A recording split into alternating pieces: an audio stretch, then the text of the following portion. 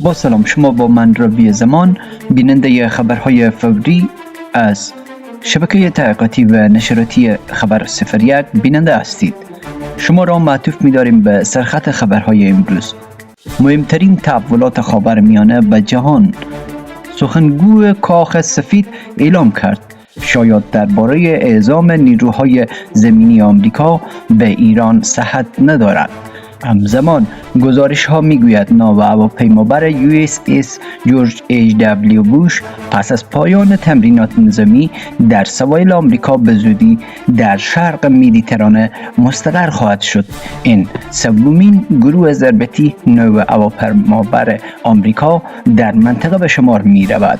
در تحول دیگر گزارش ها از سقوط یک موشک ایرانی در تل آویو خبر میدهند. به گفته منابع منفجر نشده است و نیروهای امدادی برای بررسی آن وارد محل شدند و ناگهان انفجار کرده است. از سوی دیگر جیم ایمز نماینده کنگره آمریکا سناریویی برای پایان اتحادیه جنگ ایران آمریکا مطرح کرده است و گفته است ادامه جنگ و درگیری در خاورمیانه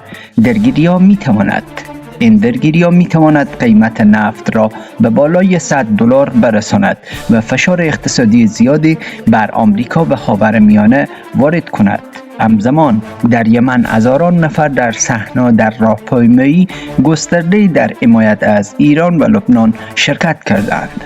در خلیج فارس نیز مرکز عملیات تجارت دریایی بریتانیا اعلام کرد یک کشتی دکش در تنگه هرمز هدف پرتاب‌های ناشناس قرار گرفته است. در همین حال صندوق حمایت از کودکان سازمان ملل متحد هشدار می‌دهد از آغاز حملات اخیر در خاورمیانه نزدیک به 1987 کودک در خاورمیانه جان باختند که بیشتر قربانیان در کشورهای افغانستان، ایران، پاکستان گزارش شدند. در مرز افغانستان پاکستان نیز تنش‌ها ادامه دارد. وزارت دفاع طالبان نیز اعلام کرده است یک پاسگاه مرزی پاکستان در ولایت خوست روز شنبه تصرف شده است و 4 سرباز پاکستانی کشته شدند. همچنین یک پهپاد پاکستانی در ننگرهار سرنگون شده است. گزارش ها همچنین از انفجارهای شدید در مناطق مختلف